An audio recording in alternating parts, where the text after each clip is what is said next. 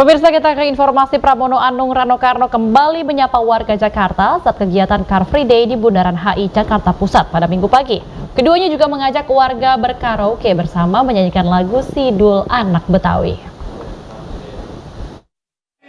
Ayo, sialan terus. Ini Sidul Anak Betawi asli. Kerjaannya sembahyang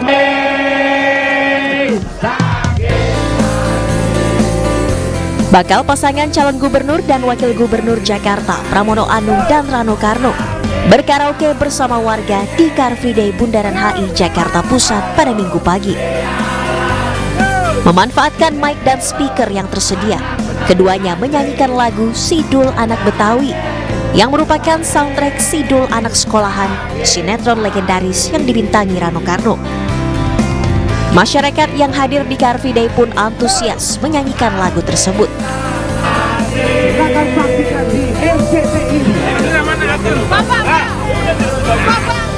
Tak hanya mengajak warga berkaraoke, momen Car Free Day ini juga dimanfaatkan Pramono Rano untuk menyapa dan menyerap aspirasi warga Jakarta. Kenapa kami datang ke Car Free Day? Ketika masyarakat ada di sini cukup banyak. Dan kita bisa mendengar banyak masukan keluhan dari masyarakat. Bahkan saya pribadi kemarin 4 datang ke kawinan, 3 tidak diundang. Kenapa saya datang? Saya ingin mendapatkan respon masyarakat. Saya datang ke kawinan, mohon maaf, di gang sempit masyarakat Betawi. Mereka kaget banget saya datang.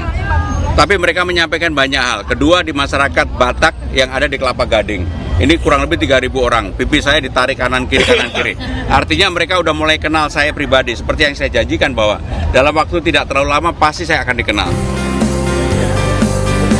Dalam Pilkada Jakarta 2024, Pramono Anung Rano Karno masih berstatus sebagai bakal pasangan calon gubernur dan wakil gubernur Jakarta. Keduanya diusung oleh PDI Perjuangan dan didukung Partai Hanura. Dari Jakarta, tim liputan iNews melaporkan. Pemirsa, bakal calon gubernur Jakarta Ridwan Kamil berkunjung ke acara Badan Musyawarah Betawi di Jatinegara, Jakarta Timur. RK yakin pengalamannya sebagai pemimpin daerah selama 10 tahun menjadi bekal yang baik untuk memimpin Jakarta.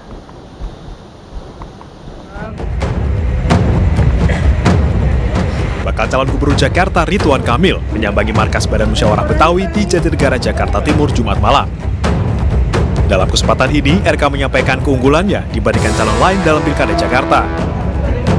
Salah satunya soal pengalamannya 2 kali memimpin daerah yang dapat menjadi bekal yang baik untuk memimpin Jakarta. Saya sudah 10 tahun pernah menjadi wali kota gubernur, selalu mengedepankan yang namanya identitas. Termasuk ada pendidikan karakter berbasis budaya dulu ya di Jawa Barat. Hal yang sama insya Allah akan kita lakukan dalam bentuk pendidikan masyarakat, sekolah maupun ekspresi visual. Ada arsitekturnya, ada ekspresi keseniannya dan lain-lain. Dalam pertemuan ini, RK juga mendapat rekomendasi dari Bamus Betawi untuk membangun dan melestarikan budaya Betawi jika ia terpilih sebagai gubernur Jakarta. Dari Jakarta, Rian Rahman, iNews melaporkan.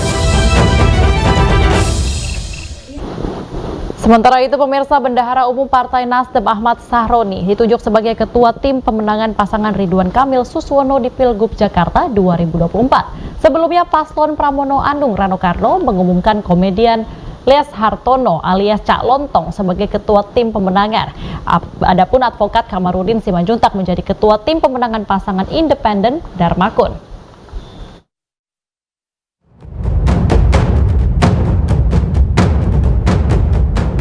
Bendahara Umum Partai Nasdem Ahmad Sahroni ditunjuk Koalisi Indonesia Maju atau Kimplas sebagai ketua tim pemenangan pasangan Ridwan Kamil Suswono di Pilkada Jakarta 2024. Sahroni mengaku siap memenangkan RK Suswono dalam pertarungan Pilgub Jakarta meski mendapat penolakan dari sejumlah warga.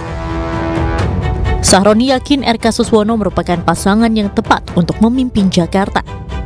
Sahroni juga tidak mempermasalahkan wacana Ridwan Kamil untuk menaikkan anggaran biaya operasional rukun warga hingga 200 juta rupiah jika menang di Pilkada 2024. Tadi malam ada telepon menyampaikan itu tentang untuk jadi ketua tim sukses. Banyak kan Pak RK sudah menjanjikan hal terkait sampai kecamatan 200 juta ya.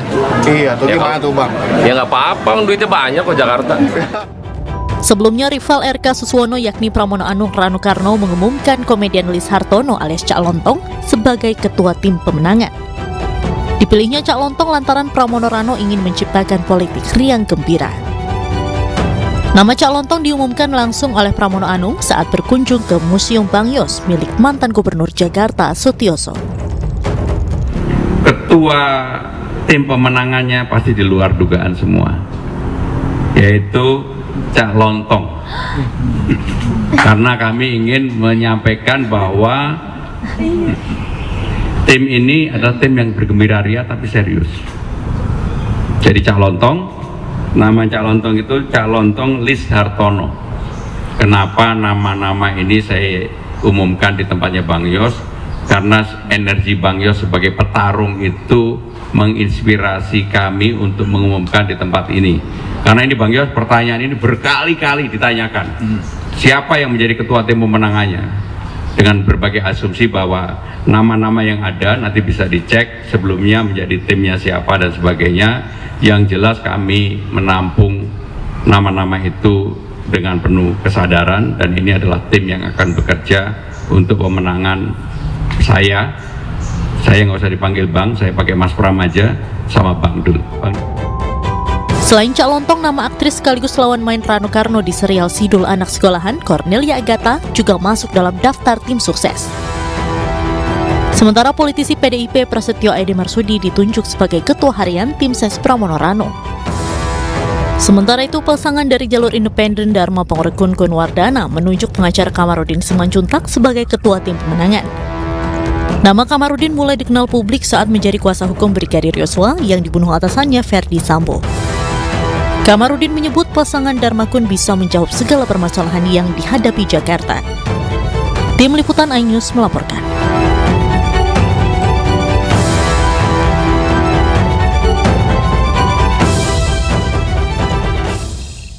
Dalam waktu 3 hari, Menteri Pertahanan RI Prabowo Subianto sekaligus Presiden terpilih 2024-2029 mengunjungi 5 negara di Asia Tenggara.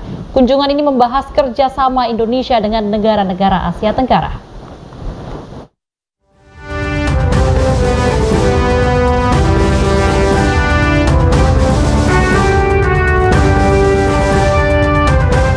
Presiden terpilih Prabowo Subianto melakukan kunjungan ke sejumlah negara-negara di Asia Tenggara. Berangkat pukul 10.00 waktu Indonesia Barat dari Jakarta, Prabowo berangkat ke Brunei Darussalam menemui Sultan Haji Hasan Al-Bolkiah di Istana Nurul Iman Brunei Darussalam pada Kamis 5 September 2024. Dalam kunjungan ini, sejumlah isu strategis dibahas, terutama bidang pertahanan. Keesokan harinya, Jumat 6 September 2024, Prabowo terbang ke Laos menemui Presiden Laos Thongloun Sisoulith. Dalam kunjungan ini, Prabowo menegaskan ingin melanjutkan hubungan baik dengan Laos serta komitmen menjaga stabilitas keamanan regional ASEAN.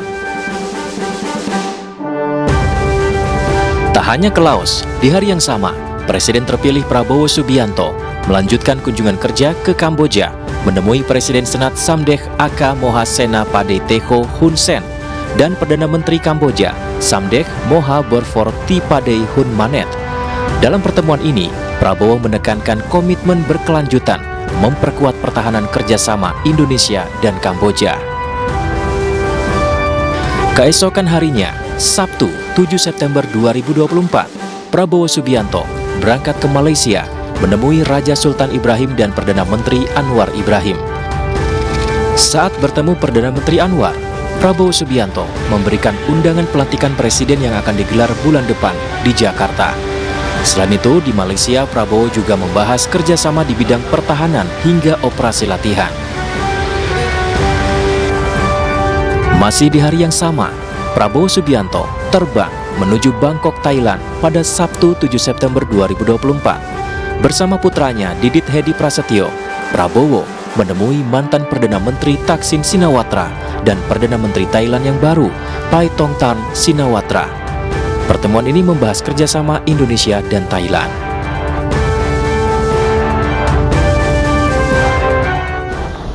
Presiden terpilih Prabowo Subianto melakukan kunjungan ke 5 negara di Asia Tenggara. Negara Brunei Darussalam menjadi negara pertama yang dikunjungi pada Kamis lalu. Kamis 5 September 2024, Prabowo menemui Yang Maha Mulia Seri Sultan Haji Hassanal Bolkiah di Istana Nurul Iman, Brunei Darussalam. Pertemuan ini membahas kerjasama di bidang industri pertahanan.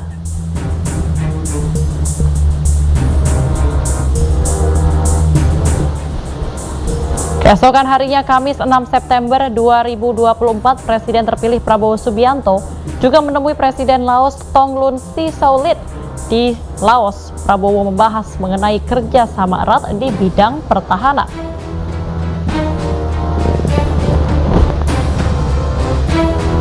Masih di hari yang sama, Jumat 6 September 2024, Prabowo terbang ke Phnom Penh, Kamboja menemui Perdana Menteri Kamboja, His Excellency Mr. Samdech Mohaborfor Tiphaday Hun Manet, dan Presiden Senat Kamboja, His Excellency Mr. Samdech Akamoha Senapaday Teko Hun Sen. Di Kamboja, Prabowo membahas upaya memajukan wisata di Asia Tenggara.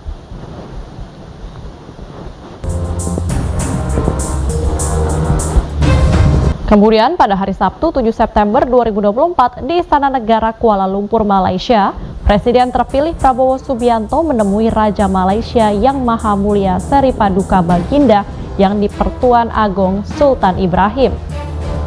Pertemuan ini membahas kerjasama pertahanan.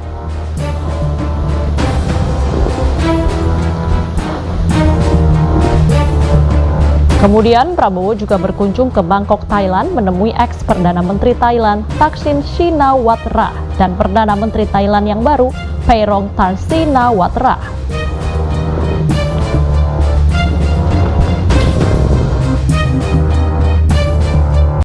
Seorang pria di Badung, Bali harus duduk di kursi pesakitan lantaran memelihara hewan yang dilindungi jenis landak Jawa. Terdakwa Inyoman Sukena pun histeris mendengar dakwaan dari penuntut umum dengan ancaman hukuman maksimal 5 tahun penjara.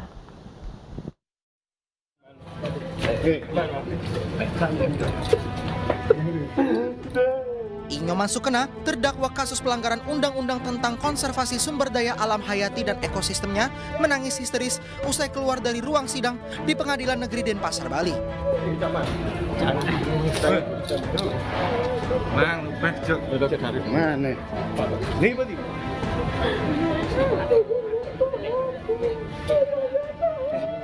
Bahkan terdakwa harus dipapah oleh petugas untuk dibawa ke ruang tahanan usai menjalani sidang pertamanya setelah ia ditetapkan sebagai tersangka lantaran memelihara 5 ekor hewan yang dilindungi jenis landak.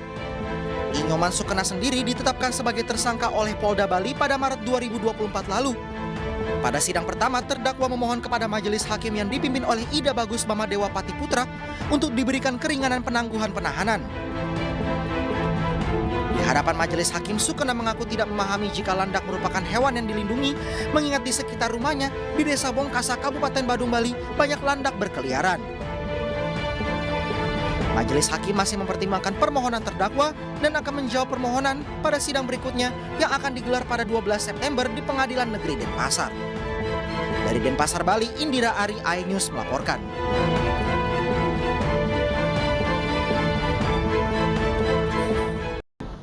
Pemirsa, sidang peninjauan kembali 6 terpidana kasus pembunuhan Vina dan Eki akan dilanjutkan Senin besok di Pengadilan Negeri Cirebon, Jawa Barat. Sementara itu, kuasa hukum para pemohon menyiapkan 50 saksi dan novum atau bukti baru yang menunjukkan pemohon tidak bersalah.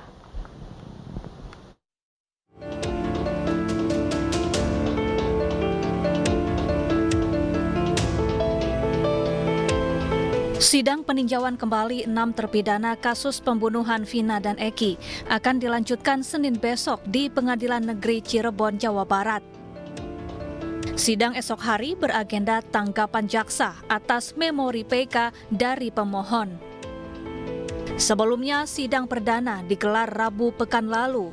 Hakim sempat berencana menggelar sidang secara tertutup dengan alasan ada materi bermuatan kekerasan asusila. Namun karena ditentang kuasa hukum para terpidana atau pemohon, sidang digelar terbuka untuk umum. Sementara itu, tim kuasa hukum pemohon dari DPN Peradi menyiapkan 50 saksi dan novum atau bukti baru.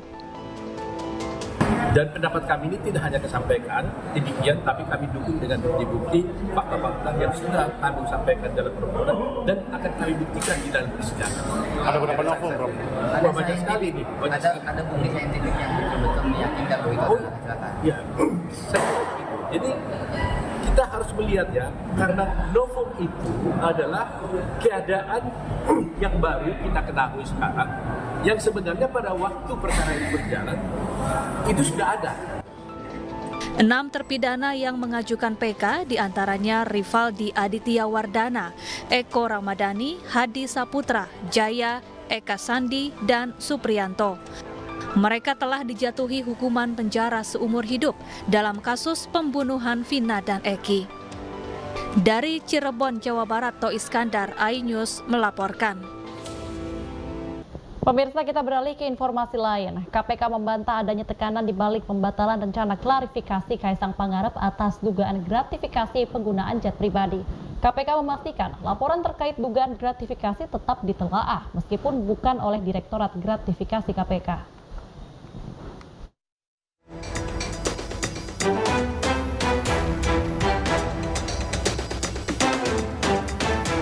KPK angkat bicara terkait batalnya rencana mengklarifikasi Kaisang Pangarep atas dugaan gratifikasi penggunaan jet pribadi. KPK menegaskan tidak ada tekanan yang diterima di balik pembatalan tersebut. KPK tetap menelaah dugaan gratifikasi tersebut berdasarkan laporan Koordinator Maki Boyamin Saiman dan dosen UNJ Ubedillah Badrun. Namun direktorat yang mengusutnya bukanlah Direktorat Gratifikasi, melainkan Direktorat Penerimaan Layanan Pengaduan Masyarakat atau PLPM. KPK pun berharap agar Kaisang melakukan klarifikasi sendiri agar isu tersebut tidak melebar. Tindak selanjutnya terkait isu gratifikasi itu sudah difokuskan di penelaahan pada Direktorat PLPM. Jadi sudah tidak lagi di Direktorat Gratifikasi. Isunya masih sama, rekan-rekan, bahwa pelaporan itu adalah terkait gratifikasi. Nah, kenapa difokuskan ke sana? Karena jangkauannya bisa lebih jauh lagi dilakukan oleh PLPM terkait kewenangan. Iya, sama sekali tidak ada tekanan ya, rekan-rekan sekalian, bahwa KPK berharap saudara K ini melakukan klarifikasi sendiri itu dari awal sudah disampaikan oleh pimpinan atau Pak AM dalam hal ini. Sebenarnya ini juga agar isu ini tidak melebar kemana-mana. Sebelumnya, Ketua Umum PSI Kaisang Pangarep sempat dikabarkan menghilang usai heboh dugaan gratifikasi penggunaan jet pribadi. Namun belakangan, Kaisang muncul dalam rapat internal PSI dan enggan bersuara terkait isu tersebut. Tidak hanya Kaisang, Wali Kota Medan Bobi Nasution juga terseret kasus serupa. Namun Bobi mengklaim bahwa jet yang ditumpanginya merupakan jet sewa. Tim iNews melaporkan.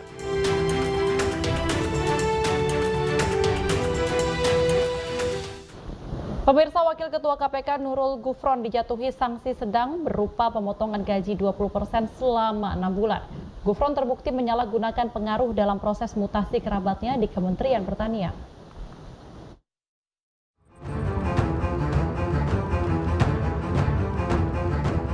Majelis Etik Dewan Pengawas KPK menjatuhkan sanksi sedang kepada Wakil Ketua KPK Nurul Gufron atas penyalahgunaan pengaruh atau jabatan di balik mutasi ASN Kementerian Pertanian.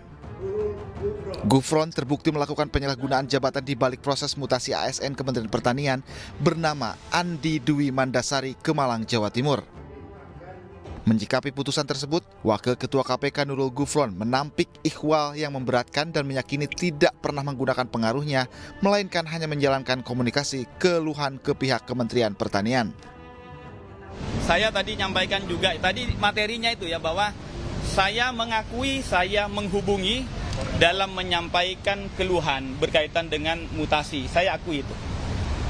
Tapi sifatnya menyampaikan keluhan sebagaimana KPK menerima keluhan-keluhan dari platform Jaga Go ID. Itu pertama. Yang kedua, saya juga menyampaikan bahwa peristiwanya pada saat itu tanggal 15 Maret 2022. Bagaimana pasal 23 itu dinyatakan daluarsa selama 1 tahun. Tetapi sekali lagi dipertimbangkan oleh majelis tadi, keberatan saya tentang daluarsa juga tidak diterima. Nah, oleh karena itu sekali lagi ini hanya penjelasan keberatan saya, kemudian telah dipertimbangkan dan diputus sebagaimana teman-teman semua ketahui. Sementara itu, peneliti ICW menilai pelanggaran etik yang dilakukan Nurul Gufron masuk dalam pelanggaran serius karena memperdagangkan pengaruh sebagai wakil ketua KPK untuk membantu proses mutasi kerabatnya di Kementerian Pertanian. Namun KPK hanya memberikan sanksi berupa teguran tertulis dan pemotongan penghasilan terperiksa sebesar 20% selama 6 bulan. Tim Liputan iNews melaporkan. Pemirsa, kabar duka datang dari dunia hiburan tanah air. Artis dan mantan penyanyi cilik Puput Novel meninggal dunia di usia 50 tahun. Mantan penyanyi cilik yang memiliki putri Zizi Novianti alias Puput Novel dikabarkan berpulang pada Minggu 8 September 2024 pukul 18:24 waktu Indonesia Barat. Artis kelahiran 31 Agustus 1974 ini telah malang melintang di dunia hiburan sejak kecil hingga akhir hayatnya.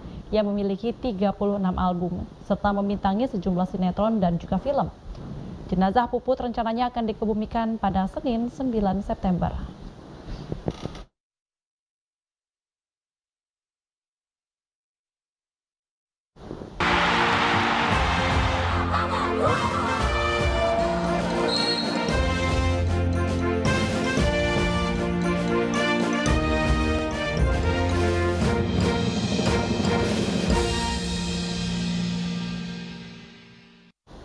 Pemirsa, kita buka informasi Pekan Olahraga Nasional ke-21 dari cabang olahraga sepak bola putra, di mana tim Sulawesi Tengah meraih kemenangan atas tim Jawa Tengah. Sulteng menang dengan skor tipis 2-1.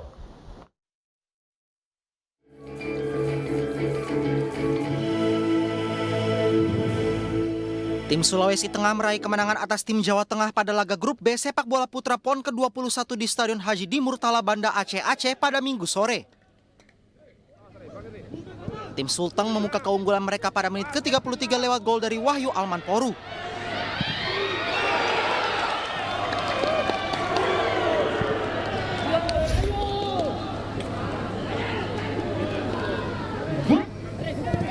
Tim Sulteng kemudian menggandakan keunggulan pada babak kedua tepatnya pada menit ke-85 lewat Muhammad Adrian.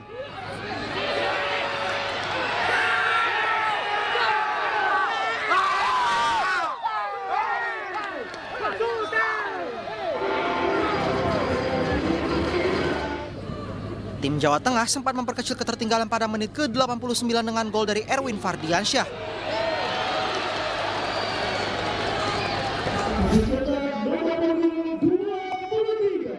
Taka kemudian menimpa tim Sulteng usai Nadil terkena kartu merah dari wasit. Meski begitu, tim Sulteng menang dengan skor akhir 2-1. Hasil ini membuat peluang tim Sulteng ke-8 besar semakin terbuka, sedangkan bagi Jateng, kekalahan ini membuat mereka dipastikan tersingkir karena tidak sekalipun meraih kemenangan di laga grup B.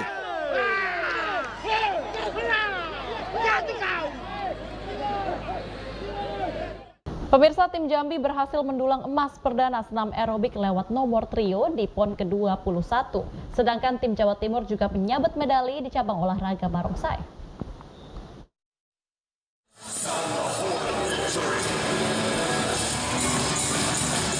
Tim Jambi berhasil mendulang medali lewat senam aerobik lewat nomor trio di PON ke-21 Aceh Sumatera Utara. Medali didapat lewat atlet Aprilian Anggara, M. Angger Darmawan, dan M. Angger Setiawan. Berlaga di Gor Disporasu Deli Serdang Sumatera Utara, trio ini mendapat poin 19.100 dengan rincian keindahan gerakan, kesulitan, dan eksekusi. Bagi tim Jambi, ini juga merupakan medali emas perdana mereka di PON ke-21.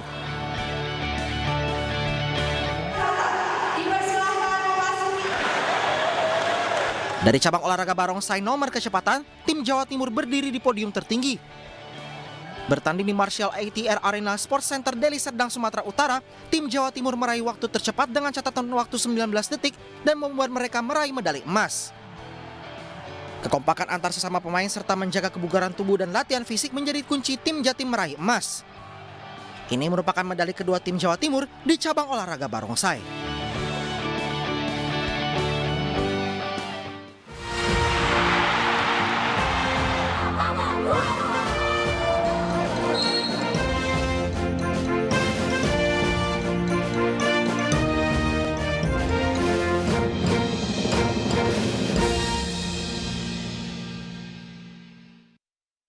Pemirsa, jelang pertandingan Indonesia lawan Australia dalam laga kedua grup C putaran ketiga kualifikasi Piala Dunia Zona Asia, Timnas Indonesia melakoni latihan perdana di Stadion Madia jelang laga melawan Australia. Skuad Garuda optimis usai meraih poin penting saat bermain imbang 1-1 melawan Arab Saudi. Berikut laporan Muhammad Zulhilmi dan juru kamera Laksana. Timnas Indonesia melakukan latihan perdana di Stadion Madia GBK Jakarta.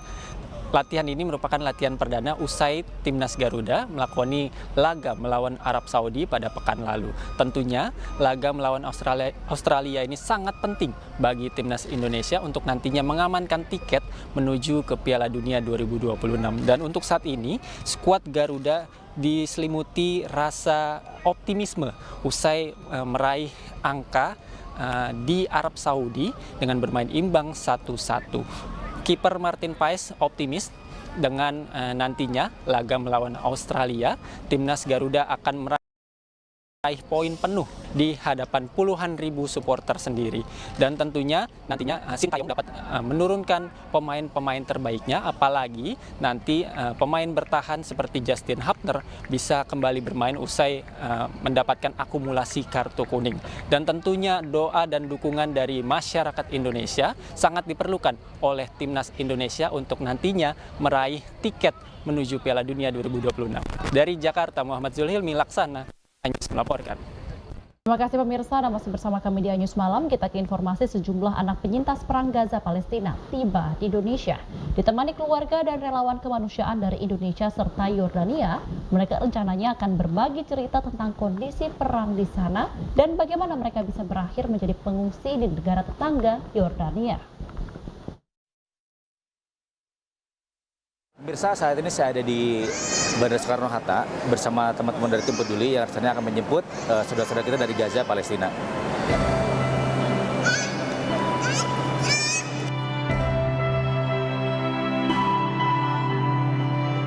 Penerbangan panjang selama lebih dari 10 jam dari Yordania tidak menghilangkan keceriaan wajah anak-anak penyintas perang Gaza ini.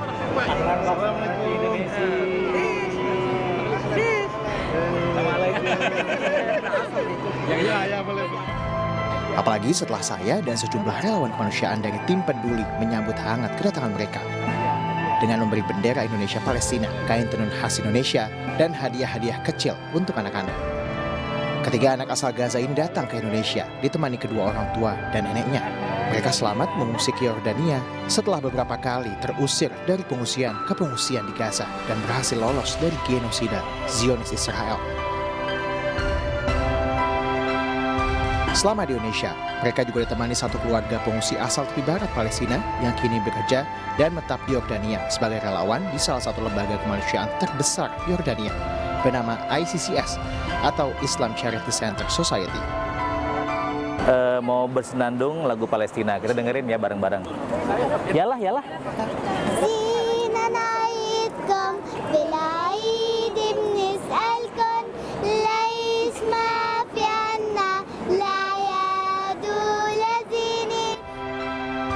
Usai mendengarkan senandung lagu Palestina dari kakak beradik Samira dan Masa, saya pun mengantarkan mereka meneruskan perjalanan. Rencananya hingga 18 September mendatang, anak-anak para penyintas perang Gaza ini akan bertemu dengan sejumlah lembaga kemanusiaan di Indonesia, para selebritas yang peduli dengan anak-anak Gaza, dan Majelis Ulama Indonesia di Jakarta, Banten, Bandung, hingga Yogyakarta. Dari Tangerang, Banten, Jajang Diraja Negara, iNews melaporkan.